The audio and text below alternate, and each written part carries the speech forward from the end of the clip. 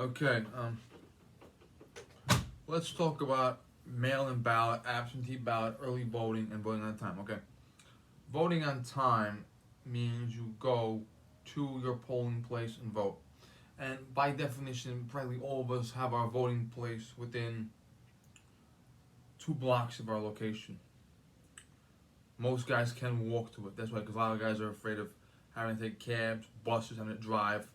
Okay, so the polling place is usually placed in areas that are close to you, community centers, schools, other municipal buildings, stuff like that.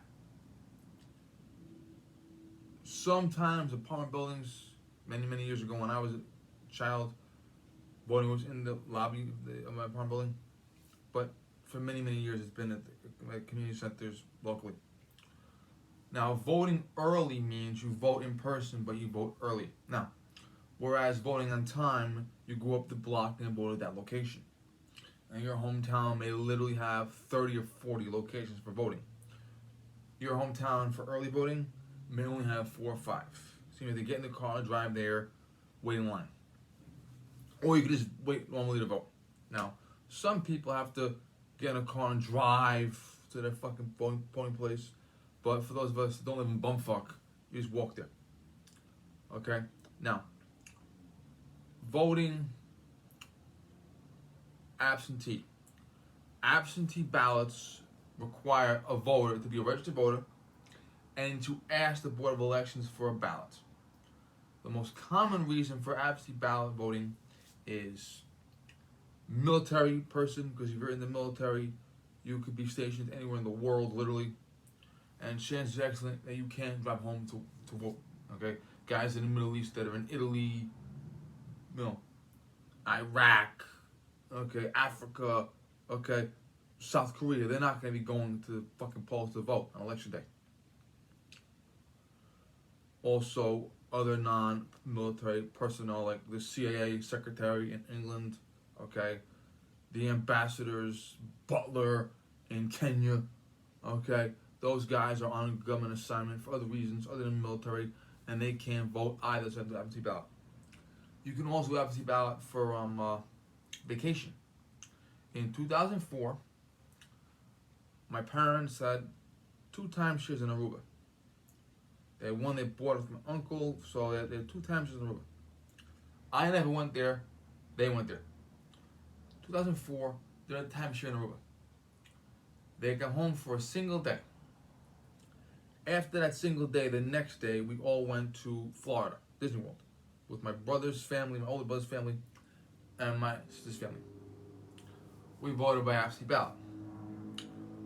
You ask the board for the absentee ballot. You must give a reason. Vacation, no big deal.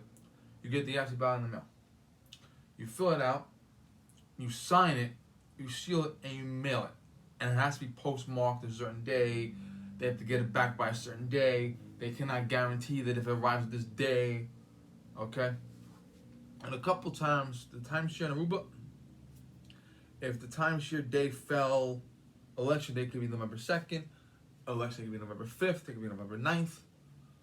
If election day falls, wherever it falls, my parents in Aruba would have to have absentee ballots.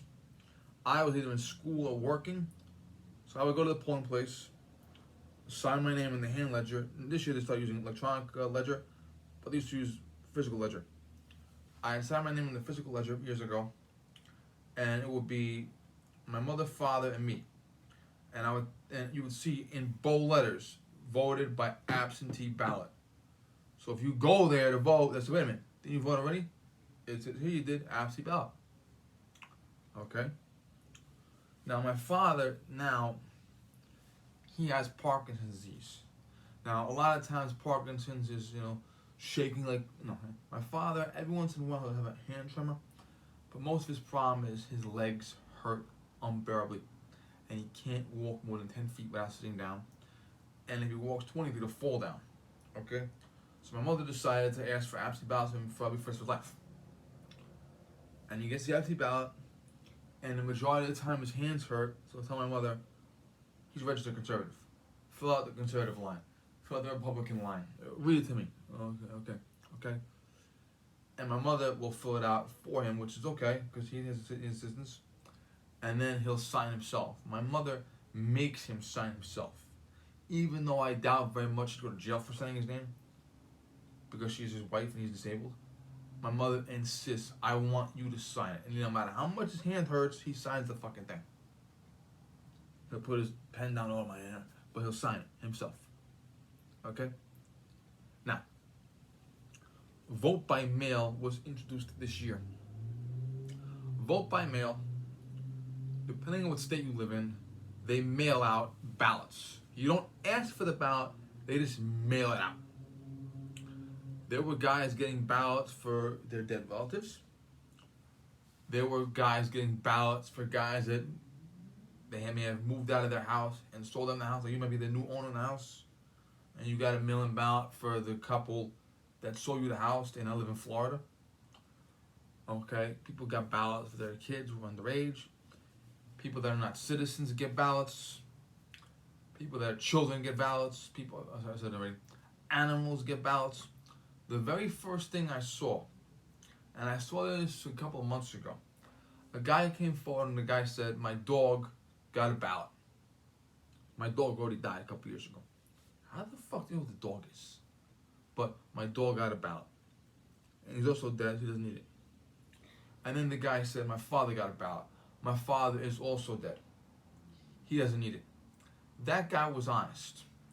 What about the guys that are dishonest? If the guys are dishonest, they can fill out the ballot for their dog, fill out the ballot for their father, fill out the ballot for themselves, mail it in, and then go to the polling place themselves because the mail-in ballots are not reported as thoroughly as absentee ballots. Therefore, when you go to the polling place, they don't know you voted. So you vote again. There was video footage I saw the other day of a woman. There's a box. It looks like a mailbox, but it's not. It says, drop your mail-in ballot here, and it's drilled down to the sidewalk. Woman came over and just shoved the fucking ballots in. She'd have 2 dozen of them. Okay? There have been guys caught with a dozen ballots. One guy had 100 ballots. How do you get 100 ballots? You voting for the apartment building? You get every single apartment in your building? The ballots? Is that what you get them in? Here's what they expect us to believe.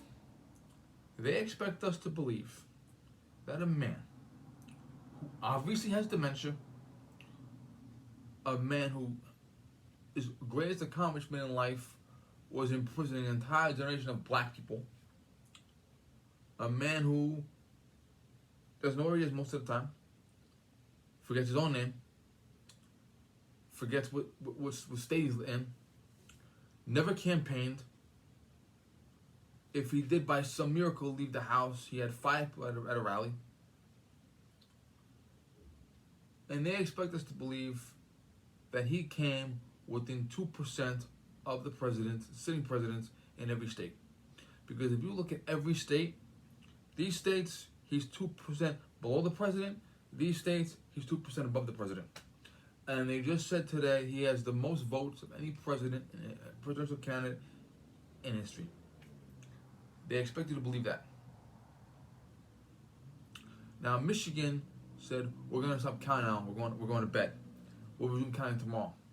Tomorrow came 100,000 ballots, all of them for Biden. Not a single Trump ballot.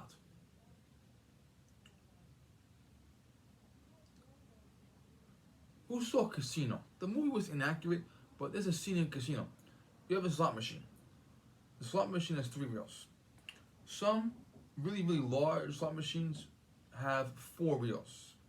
It's a lot harder to win a jackpot on a 4-reel machine. They're really big prizes. Okay. There are 3 machines in the casino.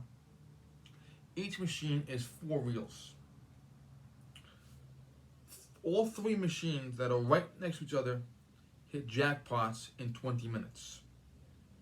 So Robert De Niro, who was the casino manager, fired the slot manager. You didn't call security? Why would I? They won. You didn't figure that out? You fired him. Obviously, it's a fictional part of a movie that's been fictionalized, but okay. You have a greater chance of hitting 3 jackpots on 3 consecutive slot machines they'd each have 4 reels in 20 minutes than you do having 100,000 votes without a single Trump voter. 100,000 votes, not one of them for Trump. At least put a couple of Trump in, make it look good. Okay? Philadelphia has been caught numerous times sending people, they get guys in other towns to vote, put them on a bus, bring them to Philadelphia, vote again. When Rudy Giuliani ran for mayor of New York City, his advisors told him, sir, you have to get 50,000 votes to beat out the cheaters.